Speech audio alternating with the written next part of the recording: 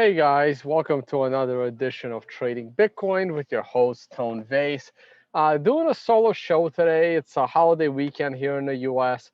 A little hard to coordinate. Was trying to coordinate with Leah. She's got her barbecues. I got my barbecues. Couldn't organize the schedule. So I decided to just go ahead and live stream. Now that I'm live, let me pull out the live chat here. Let me situate. I do have Corey. Thanks a lot for helping me out with questions today, and just want to see my own live chat. Want to keep an eye on how many live viewers we got. Already up to 200 live viewers. Awesome.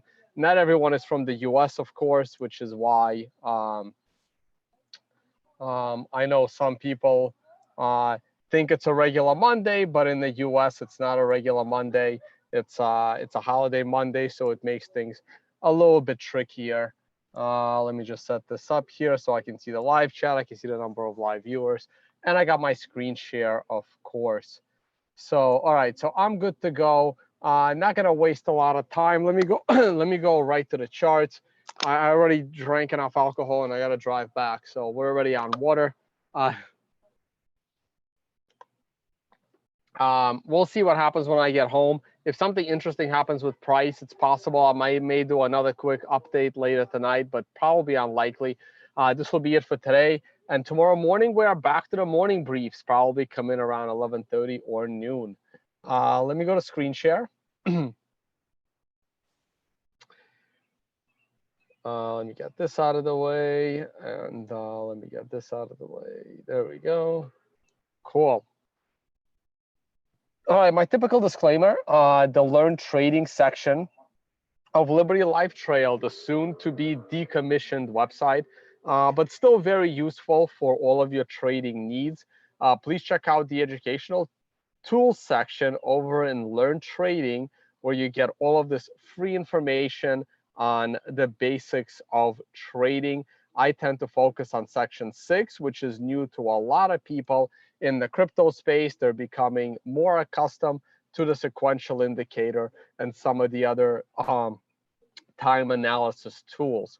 If all my free stuff is not enough, please attend one of my seminars. So head on over to tonevase.com, where you can purchase your entry to one of my workshops.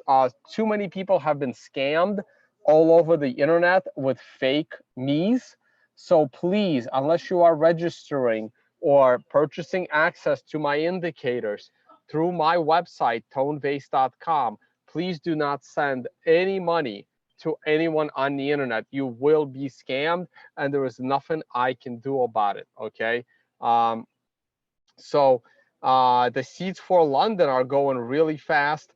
Dublin still has a lot of room. Montreal and Berlin are still available for a full day of trading. All right, we got over 500 people, and let's go ahead to the charts. Here's the weekly chart. The week has ended, and we have begun a brand new week in a not so good mode. We are now making brand new lows at 7,110. This is very, very bad. Like, I can't sugarcoat this even if I wanted to, okay? You are on a weekly 3 of 9, which means you have, this week has just started today. So you have all of this week plus the potential of 6 more weeks of downside. Now, not every week has to be a bearish week. There could be a green candle here and there, but I'm still looking for a weekly 9 to get us out of this bear market. Oh, I adjusted my, I don't really care about the 2-week moving average. This is from the show with Tyler and I. I'm going to change this back to a 50-week moving average because I find that relevant. Now, for the last 2 weeks, all I heard was people trying to convince mostly themselves, because they were in bad trading position that the 50-week moving average was going to hold up the price of Bitcoin. And I continue to say that that is very, very, very unlikely. And as you can see, the 50-week moving average has done absolutely nothing to hold the price. So for the first time since probably 2014, let me make this as big as I could. There we go, and there we go. So when was the last time we fell from above the 50-week moving average and closed and opened below the 50-week moving average? The last time that occurred was the week of August 18th. So the week of August 18th was the first time the price of Bitcoin, the last time, sorry, prior to this week, was the last time a candle opened and closed below the 50-week moving average. What happened after this candle? Well, after this candle ended up closing at about $500 a Bitcoin. Then over the next 1, 2, 3, 4, 5, 6 weeks, the price went as low as $323. So we fell 175 bucks on 500. So you do the math. My guess, it looks like about a 33% drop from the close of that candle. But that wasn't even the bottom. The bottom came in at 152 on Bitstamp. So the bottom came in at over a 50% drop from that low that was made in the initial swing. So everything bad happened when this occurred. Now, we are falling much faster than we did in 2014. I guess that's a good thing because we should be able to bottom out faster based on time. Time is also very important. And so based on time, we can actually bottom out a little bit faster. So consider that a good thing, right? So this candle took place in in August, and we're doing this in May. So we are 3 months ahead of schedule. So it's possible that our low could take place as early as 5 to 6 months ahead of schedule. So our low could set in by the end of the summer or going into September, October, instead of waiting all the way into January. Okay. Now, however, when this candle took place back in 2014, you can see how the 50-week moving average was a lot closer to the 30-week moving average. That is actually not the case today. Today, the 30-week moving average is way above the 50-week moving average. So this also means that we are falling much faster. Now, to me, this is way too close to the prior lows, which means the probability of 6,500 holding the price again are extremely low, extremely low. And I see absolutely no support anywhere until we get to the 49.75 area. So the 49.75 area is my first, like this blue line, right? What are the coordinates of this blue line? 5010. So what was the height of this candle? You see the height of this candle is 49.79, right? So that's where I'm putting this blue line. It needs to be at 49.79. There it is.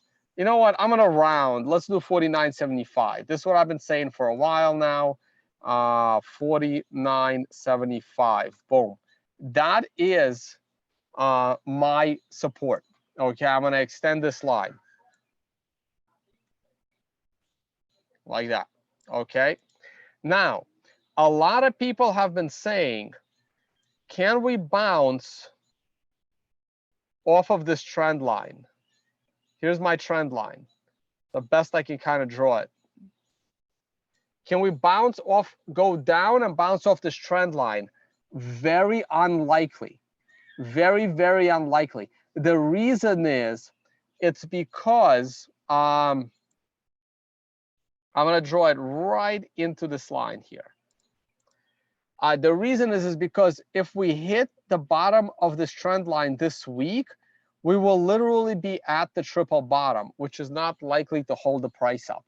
Now, if the price would have got stuck between the two moving averages and then crashed down real quick into this trend line as it was in the 49.75 area, then sure, it's possible, but it's not going to hold it up here. Okay, it could have held it up at a future point in time, but not here. Okay, so I continue to be very bearish here. I don't see anything that is going to hold the price up. At the moment, we are at 7,100. It's amazing how many trolls that were spewing all kinds of nonsense during the 4 weeks of this up move have all disappeared.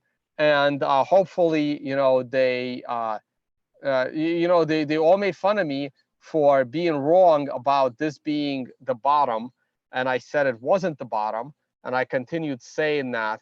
And it looks like we're gonna break 7,000 within the next 24 hours, if not by the end of this video. So yeah, I remain bearish here. So the weekly chart looks very bad and looks like it's only getting started. Now, if you're talking about, here's the RSI reading. Now, I drew that line last time, and because I'm comparing this line to this line here. So again, we broke this area back in, or again, it all looks the same. The August 2014 looks a lot like today. So, and you can see how much stronger Bitcoin was throughout the summer, which we did not even get. So if anything, Bitcoin is even weaker right now than it was at this time in 2014. And I continue to say that the fundamentals of Bitcoin are weaker today than they were in 2014. Now, a lot of people have a problem with that statement. A lot of people have a problem. Look at the MACD, right? Look at the MACD today. Look how weak it is. And here's the MACD at this time back in 2014. And you can see the MACD was also stronger throughout the summer, and then it took off to the downside. Now, let me explain why I say that the fundamentals today are weaker than they were in 2014 for Bitcoin. Because you have to think about that statement. Look, my brain is capable of adjusting the fundamental outlook and normalize it for the price of Bitcoin. Of course, the fundamentals of Bitcoin are stronger today than they were in 2014 when you don't look at the price of Bitcoin. Okay, you have to understand, you have to normalize mentally. Are the Bitcoin fundamentals today 15 times stronger than they were in 2014, right? It's not a one-to-one ratio. Obviously, in a one-to-one ratio, the fundamentals today are way stronger than Bitcoin in 2014. But the fundamentals today have to be more than 15 times stronger than the fundamentals of Bitcoin in 2014, because the price is 15 times higher than the fundamentals in 2014. Oh, let me see here. Oh wow, drain my battery. Okay, that's okay. I have enough battery. I have 84%. Excellent. But I am running multiple monitors without a connection. So you have to normalize the fundamentals of Bitcoin being to support a $7,000 valuation, or a $10,000 valuation, or a $15,000 valuation, right? Like the fundamentals have to adjust with the price, okay? Now, are the fundamentals of Amazon today stronger than the fundamentals of Amazon 10 years ago? Of course they are. Are they strong enough to support a $1,500 price of Amazon? Maybe, because 10 years ago, it was a $100 stock. Now it's 1,500, right? So your fundamentals have to be normalized for the price. And I just don't see how the fundamentals of Bitcoin, this moment in time, are able to support a $7,000 price of Bitcoin, because everyone I meet is a shitcoiner, is just a shitcoiner. Look at what's going on. Every month, it's a new coin that's better than Bitcoin and is better than anything else in the world. Last month, it was Verge, and now Verge got hacked. This month, it's Digibyte. By the way, if I see anyone with a Digibyte in their logo, they automatically get blocked, because, like, I'm tired. I'm just so tired of these shitcoiners that are complete parrots, that have no idea what the word decentralization means. They have no idea what proof of work is. They have no idea why a shitcoin like Digibyte has no future. And if you reply to any of my tweets with anything Digibyte or another shitcoin, you automatically get blocked, because I don't want to see anything come out of your mouth again.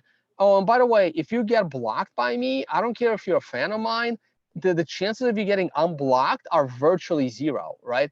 So if you're a fan of my work and you like watching my Twitter feed, but you also like shitcoins, it's best not to comment at all, because I'm starting to block people, because I'm tired of listening to stupid people. And I don't unblock. Well, like, first of all, I don't even know how you're going to reach out to me to ask me to unblock you. I don't have time for that, right? So once I block you, it's for life. I mentioned Digibyte in one of my tweets, basically saying how it's a shit coin, and anyone that replies to it that works for the Digibyte centralized corporation, you just automatically get blocked, because I don't want to hear from you ever again. All right, let me see here. I got a couple of comments. All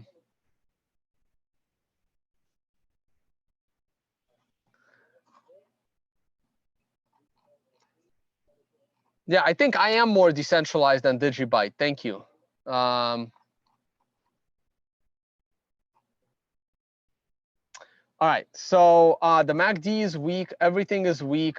I mean, I see nothing here. I'm sorry, guys. Like, I want to bring you some positive news, but I mean, there could be another short squeeze, right? I mean, this was complete and utter bullshit. Let me go to the daily chart. Look, like I told you back then, like I told you guys back then, right? Look, this candle, I don't even remember where I was. I remember when this happened. Okay, you see this giant candle on April 12th. I landed in Austin, Texas from San Francisco. My flight landed at about 5 o'clock in the morning. I couldn't check in. I mean, at this point in time, I fully expected Bitcoin to go down. I was not going to pay $300 for a hotel in Austin, because Austin doesn't have enough hotels. I was staying at a hostel, and I couldn't check in, so I was literally at a Starbucks at like 5:30 in the morning, watching this short squeeze happen. Now, at the time, I wasn't sure it was a short squeeze or not. Me, like everyone else on the internet, were trying to figure out what the hell is causing this pump, and nobody could figure out what it was. And then by the end of the day, it was determined that it was a short squeeze. And ever since this day, I was saying, this is bullshit. This is just an example of how hard trading is. It's just an example of how hard trading is. That's all it is. And this entire candle is going to be erased. It's going to be erased. Let me turn on the volume. All this volume is going to be erased, because it's not real buying. And ever since this day, I just kept saying, any day now, Any day this is gonna get erased. It's gonna get erased. Where did this candle, where was the opening price of this candle? The opening price of this candle was 69.43. The low that day was 67.53. It needs to be, it's going to be erased. Is this 24 hours the complete opposite of this candle? Maybe.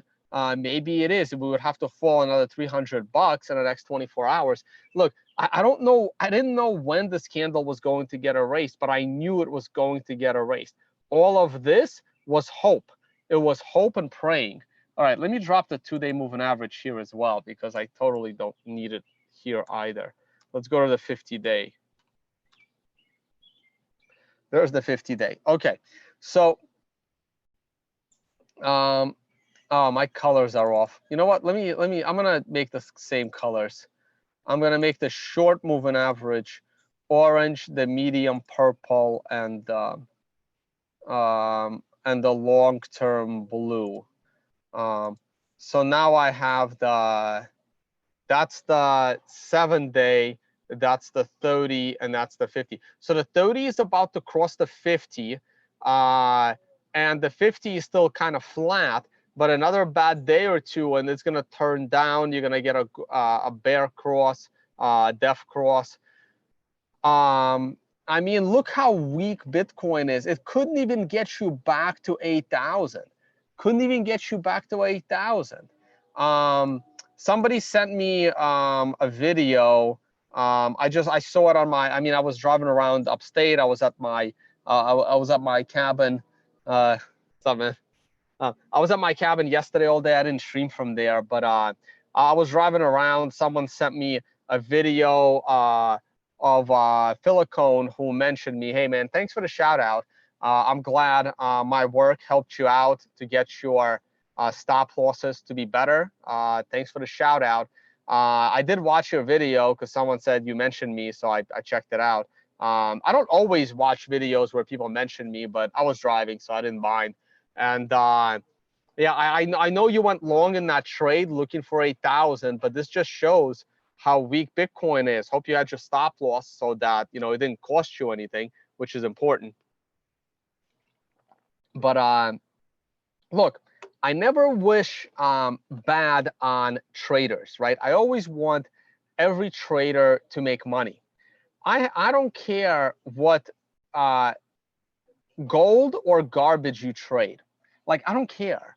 You can trade the scammiest of the shit coins, and that doesn't bother me. What bothers me is people that go on social media and promote the shit coins that they're holding to profit from saying so publicly. Okay, that's what bothers me. Also, that's the trader side, right? If you're trading scams, that's fine, as long as you're not, you know, advertising scams because your trade is a not scam.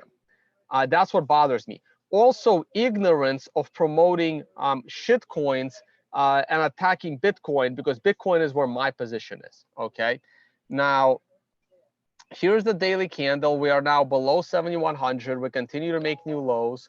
Oh, not sure why the volume is up on my phone. That should be turned off. Again, will we replace this entire candle today? Will we go lower, close lower than this candle? It's pretty damn likely to me. You have some support here on the setup trend line. Now, also, look, you're on a daily 7 of 9. So that means sometime in the next 72 hours, we could get a bottom. Ideally, you want that bottom in the $6,700 area. You can time a bounce off of that area. However, your weekly is only 3 of 9, and you want that 9. You never got a 9 weekly. I continue to wait for a weekly 9. Look how many weekly 9s we got in the 2014 bear market. Here's the 2014 bear market. How many bearish 9s did we get? We got 1 here and 1 here. Well, that's 2. We got a bearish 9. We got a bearish 9 finally.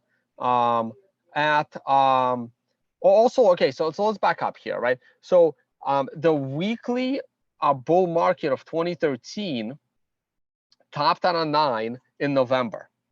Okay, you got an aggressive 13 perfectly telling you to, sell again in March of 2014. But this aggressive 13 came from the 9 that took place back in September. The 9 that took place in November got its aggressive 13 here. It got its aggressive 13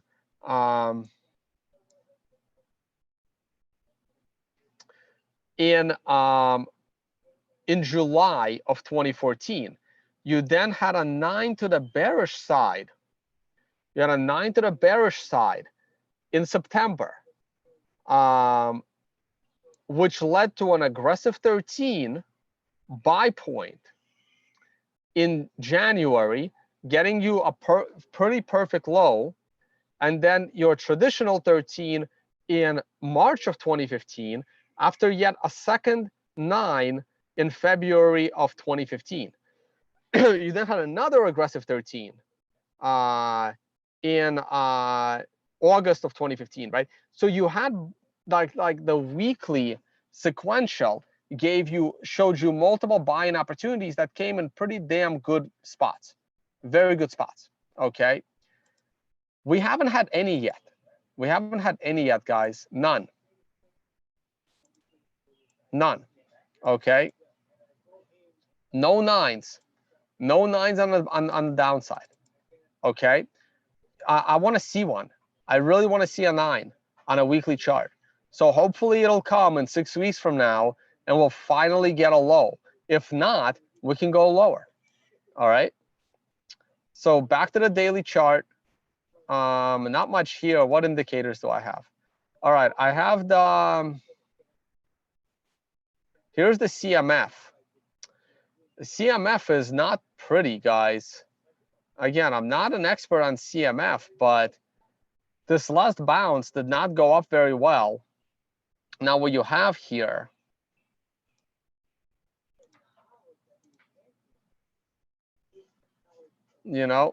that's declining.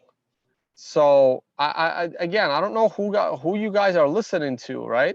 But like, people are selling. People aren't buying. People are selling. Now your RSI is going into oversold territory. Look, there might be a buying opportunity in a couple of days. Wait a couple of days. Wait a couple of days. Tomorrow's an 8, then a 9. Maybe the 8 will be a reversal candle. We'll see what happens the rest of the day. Maybe I'll do one more video later tonight. Here is the 12-hour chart. And the 12-hour chart is on a 5 of 9. So it looks like the 12-hour chart can get you a 9 at the same time as a daily 9, which would be good. The daily chart I tend to use as a 3-day chart. The 3-day chart is only on a 7 of 9. And I don't know what day this is. This is 5/28. What's today? Today's 5/28. So this candle just started. So the 3-day chart is not looking good at all. What is this? This is the 4-hour chart. People like to use the 4-hour chart with the indicator, and it's giving you some sequentials. But hey, we're still on an 8 of sequential from yet another 9. We're on a 5. 4 more candles, you can get a relief rally. And the parameters of my cloud are a little different. Here they are, in case people are wondering. This is the hourly chart, and the hourly chart is just getting started with no divergence at all. You can see the OBV is making new lows. A little tiny divergence in the CMF, but I wouldn't put any money on that. Everything just looks bearish across the board. It's a 3-day weekend. Gold isn't. Oh yeah, I think gold started trading. goes to international market on the futures. Maybe, I'm not even sure. Yeah, I'm not too high on gold. This is the Nasdaq. Let's see what happens. If we get another pop in the Nasdaq, I'll be 100% bullish. Same thing with the S&P. S&P looks significantly weaker than the Nasdaq. That's almost it for me. Corey's got some questions for me. Let's take a look at those. And before I go to questions, once again, I will be doing my workshops June 9th in Dublin, June 16th in London. They're all Saturdays.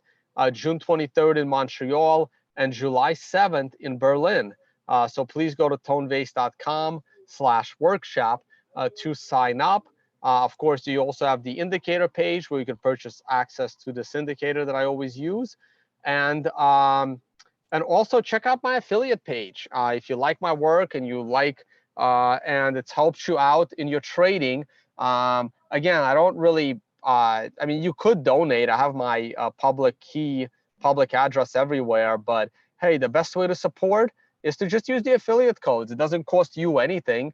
And I do, and it supports my work by signing up for TradingView through my affiliate, or getting a 50% discount at TorGuard or BitMax or anything else. Okay, I gotta add some more affiliate codes. I have a couple of more at this point. All right, let's get to some of your questions. I'm gonna cut the screen share for a minute. As you can see, I am at a barbecue with a couple of friends. We're grilling right over there. Yallah.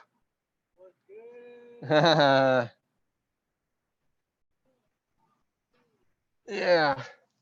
So I'm just hanging out. All right, let's get to your questions. All right, we got a comment, and thank you for the tip. The commenter says, I sold May 8th based on Tone's advice. However, Tone does not give trading advice, but thank you. I'm on fiat now, and I can't wait to buy back in. Troll on haters. Thank you. I don't see a name there, Corey. Next time someone comments, throw their name in there just so I can mention that as well. All right, next question. What makes you think that we should go to new all-time highs next year? Well, I'm going to separate this question out. What makes you think we are going to new all-time highs? Because I believe in Bitcoin. I believe it's revolutionary technology. I believe it is sound. I believe it is legit. And I believe it is decentralized. And I think Bitcoin has a bright future. That is why I think we're going to new all-time highs. Why do I think it's going to happen next year? I actually don't. I have no idea when we're going to go to new all-time highs.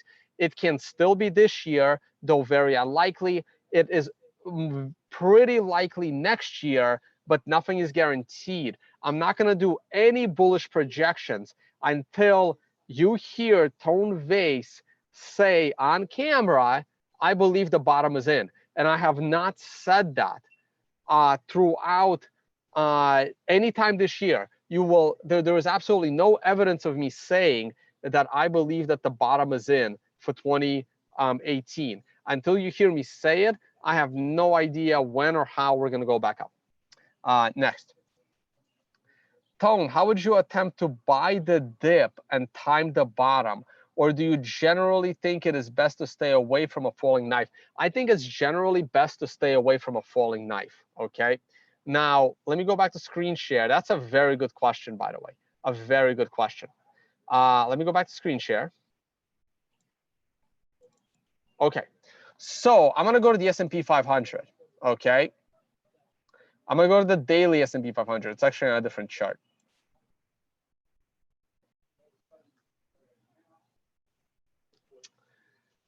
Here's the daily S&P 500 when it pops up. It's a very good question. I'm going to repeat the question one more time. How do you attempt to buy the dip and time the bottom, or do you generally think it is best to stay away from a falling knife? You want to stay away from a falling knife unless, and here's the unless part. There used to be an arrow here. The day this 9 was happening, the S&P 500 had fallen. Okay, so you see, this is where I called, I expected a top, right? You had a 9 combo 13 with a bearish harami. Look how fast we fell, and look what happened here. There was a 9. I did a video on this day. If you go back to my YouTube channel and look at February 9th, I did a video on this day, and somewhere near the bottom of this candle, I drew a huge red arrow. Also, look at your daily RSI go oversold. Look at your, I mean, MACD was not looking good, right? But this is where you attempt to catch your falling knife on this 9. Okay, now did it work out? Well, it kind of worked out, right? I mean, obviously we went up quite a bit, and then we turned all the way down and made a lower closing low. But it was a good, safe attempt to catch a falling knife off of this 9. Let me show you one more example. You can go back. You can test my bullshit, right? Go back to the video surrounding this day on my YouTube channel, and you will find me saying, I think the S&P 500 is going to strongly bounce. Now, the bounce didn't hold to new all-time highs, but it was a tradable bounce.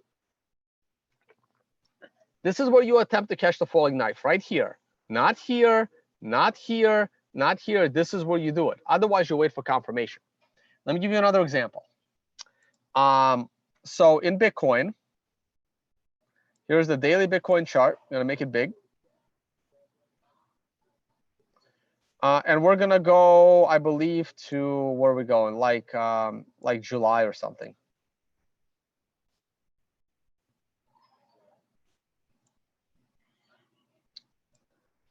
Nope, not that one. This one. You can go back to my Twitter. You can go through the history of my Twitter. You can go through my videos. Go to July 16th of last year, off of this 9. Right here at 1800, I publicly said, this is a good buying opportunity. This is where you try to catch a falling knife. You're off a 9 and, and good support, okay? Also, I publicly called the $3,000 bottom absolutely perfectly. Again, go to my Twitter, find my tweets from September of 15th on this day. This wasn't even a 9, it was a 7. I called it absolutely perfectly. Even Max Kaiser replied, thank you, because he was able to buy at the exact bottom. Now, why did I like this as a falling knife? Well, because it hit the prior high, okay? So let's go to the one that I missed.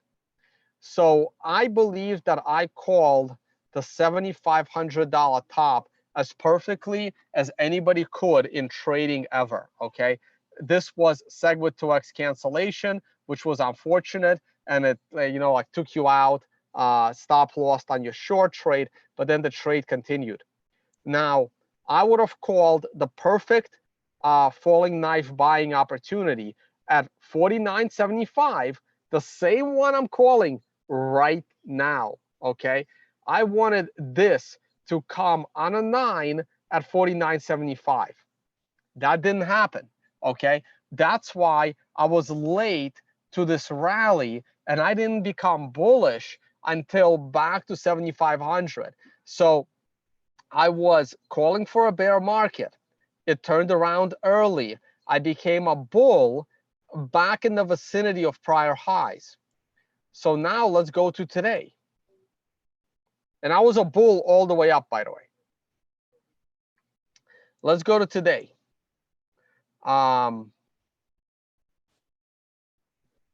In today's market, this 9 that's going to come in 2 days should only be a 1 to 4 candle correction and then back to the downside. Is it tradable? Is a 9 in 2 days tradable to the upside? The answer is yes. If it's clean.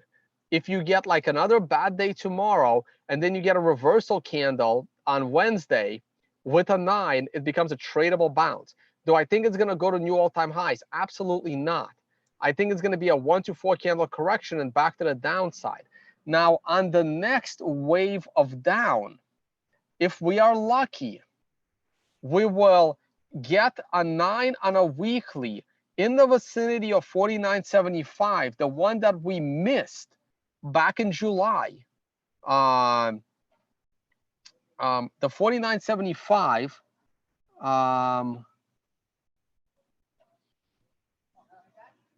not July, sorry, the one that we missed back in November, the 49.75 that we missed back in November. If that comes in on a weekly 9 and a daily 9 sometime in July, late July, right? So this is May, right? 4 more candles, right? So early to mid-July, if we get a 9 on a weekly and a 9 on a daily in the 49.75 area, that becomes a falling knife buying opportunity. Now, will it bring you to new all-time highs? Maybe, but it's a tradable bounce, and you reevaluate based on what happens next. Okay, I really thought that this week of February 5th, the one that made a low at 6,000 or 5,900 even, and went all the way back to 9,000, and the following week went all the way to 11,000. I thought this could have got us to new all-time highs, and it clearly didn't, right? So you never know. All right, next question. Good question, though. You wait for the perfect opportunity to catch a falling knife. Otherwise, you wait for a confirmation. At this point, my confirmation is going to be the break of 10,000. All right, next. Is ladder buying the perfect way to buy? I don't think so. I'm not a big fan of, not for trading. I mean, if you're an investor, you don't want to, if you're an investor, you want to slowly buy in over time. If you're a trader and you see a perfect trade, you just go in. If the trade is not perfect, then you want to go in a quarter or a half, and then you double down when the trade is perfect. But if you see a perfect trade and you go in with your full position, and then it doesn't work out in your favor, you don't double down. But do I think laddering your trade is a good idea? I don't. I think that if it's a trade, it's a trade. You just take it. Next. If everybody knows where we're going to with Bitcoin, why are we not dropping faster to that level? Well, because the majority are still bullish, right? I mean, just look at the people continue to call me an idiot for being a bear in this environment, right? The majority of people are still bullish Bitcoin. So no, everyone is not. If everyone was bearish, we would drop real quick, and then we'd be on our way up by now. What do I think about the 365-day moving average? I've never looked at it, so I don't think anything of it. I can look at it. 365. Nope, that's 356. 365. Where is it? Where'd it go? I don't know where the hell it is. It like disappeared.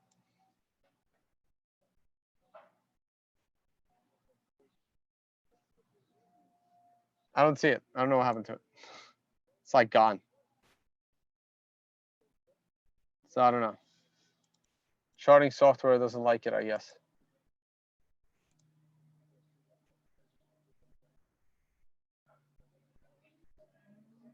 I don't know. I don't think anything of it. Let's go back to the 50. Yeah, I don't know what happens when I do 365. I have no idea what that sound is either. All right, next.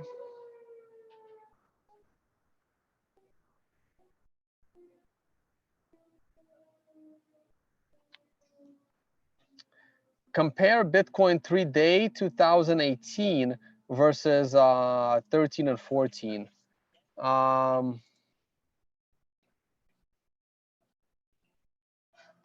Oh, thanks. I just got a message from Tyler who's watching. I was on a weekly chart. That's why that happened. Okay, so I have to be on a daily chart. Yeah, we haven't had 365 weeks yet, I guess. This is where I want to be looking at. I was on a weekly chart, not a daily chart. 365. I mean, we broke it, right? I mean, what do I think of it? I don't know. Was it useful historically? I don't know. Doesn't look very useful historically. We were way above it in forever. Now it's useless. I mean, if anything, the 128 day is good. Here's the 128 day moving average. See, at least that one supported the price here back in March of 17, supported the price in July of last year, supported the price in September of last year, supported the price on the original drop back in January, and then it kind of broke down, right? So, and then it rejected the price back in May. So the 128 looks good. All right. I had a question. Oh, the 3-day chart. The 3-day chart. Okay, so here's the 3-day chart. And the person wants me to, let me make my moving averages thicker. And a person wants me to compare the 3-day chart to the 2014 period. It's going to be a little bit trickier because a lot more candles on the screen, basically. Whoa. And a lot of notes, too. Oh, that's better. All right, so let's look at the 3-day chart, right? So I continue to state that we are currently breaking down from this level. I think that we are now equivalent to August. So you can see what happened back in August. The 7 period moving average was broke the 30, broke the 50, and then you had this second time they crossed over, right? So this is where we are in this vicinity here. Let's see if it looks the same in the current environment. It's a lot weaker now, a lot weaker. Jeez. So we can almost start to draw the descending triangle, guys. Almost. I mean, when the price gets to 67, 6,800, we can draw the descending triangle. I'm sure everyone is already drawing it, but I think it's a little early. There's no point of drawing it yet. I'll draw it when we come down here.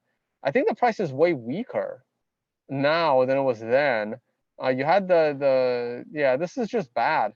The 3-day chart is very ugly. Now we can get a 9 here and bounce back into the moving averages, which are declining. But yeah, it's not pretty. We're weaker now than we were in 2014. Like, the charts continue to tell me that Bitcoin is in a weaker state than it was in August of 2014. All right, next. When will I visit the Netherlands? I'll be in Amsterdam at the end of September. Tone, do you think the price is simply being suppressed by large buyers? No, not at all. So they can accumulate lower. No, I don't. I don't believe in long-term manipulation.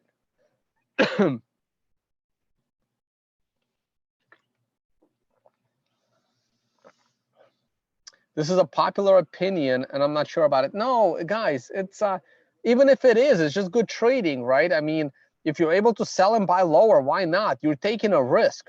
If you have a large Bitcoin position and you're willing to crash the market, you are taking a risk that bigger buyers won't step up and leave you holding the bag of cash.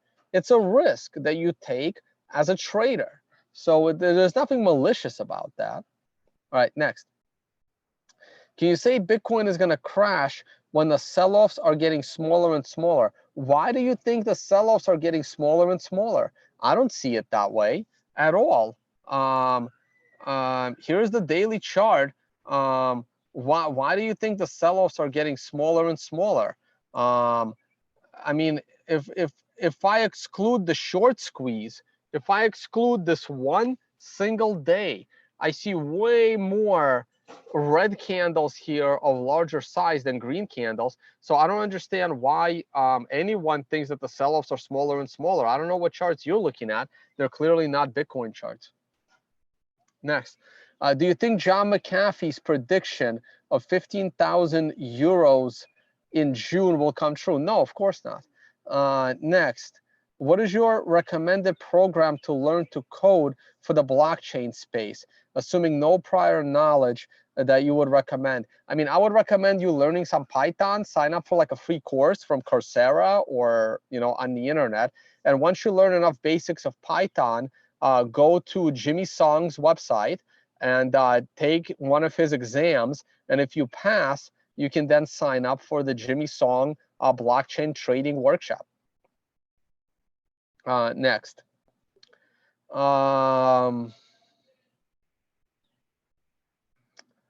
Why do you never talk about, I'm not going to mention a shitcoin.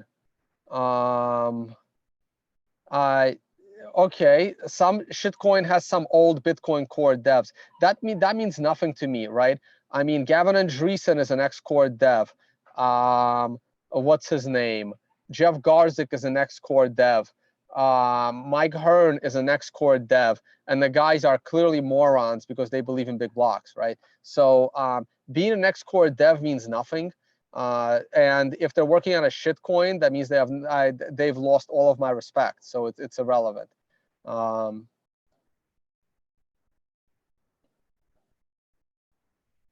Will the London workshop cover the sequential and TD indicators? Yes, of course.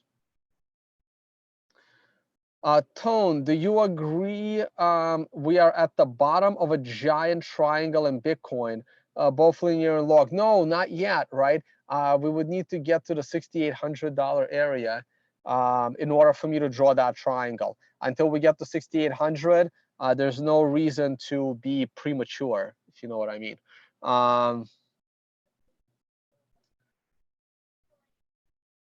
Is there an inverse cup and handle on the daily? Not really.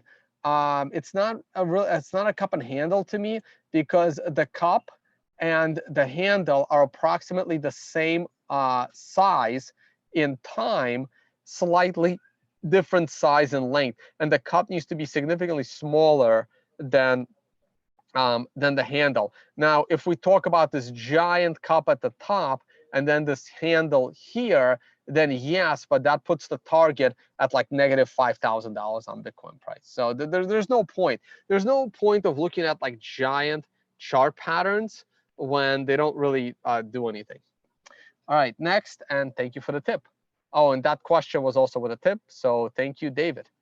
Well, not that question, sorry, the triangle question.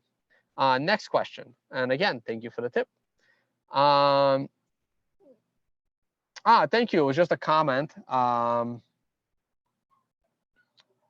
about somebody enjoying my work.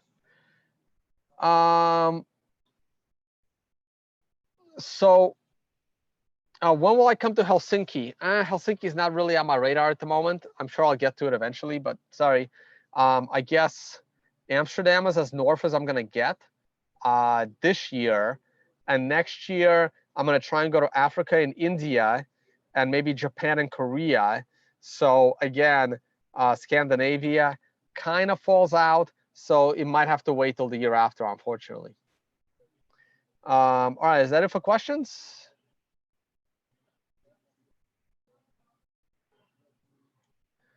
Okay, so Joel, I'll take your comment. People need something more direct and easy to understand. No, they don't, because that can get them into trouble, right? I'm not just going to sit here and say I expect the price to be X at the end of the year, because the probability of me being right is probably negative. Okay, so no, this is for traders, and if you're not a trader, you need to learn how to trade. because whatever you do based on these videos, if you're not a trader, is just stupid. So if you're not a trader, don't trade. You can still listen to me. You can pay attention to my general outlook, but using any of my information for actual trading without having learned to be a trader is silly, right? Again, if I go back to the race car analogy, if I sit here and I talk about driving a race car and I give advanced tips on how to drive a race car around the track, and you apply those tips, on a regular street without having any experience as a race car driver, you will cause a lot of harm. This is the same thing for your portfolio, right? You can either consider this general guideline of where I see the price headed over the next period of time, or you're an expert trader, in which case you're making your own decisions.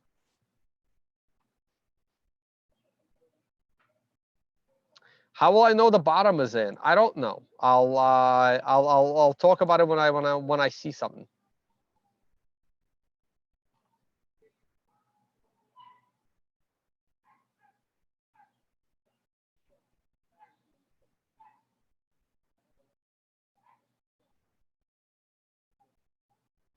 Why am I not seeing the same symmetric pennant on Bitcoin as Peter Brand?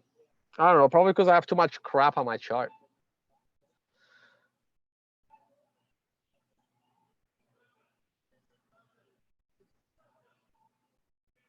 All right, guys. I think I'm gonna call it here. I think this was about an hour, and thank you all for watching.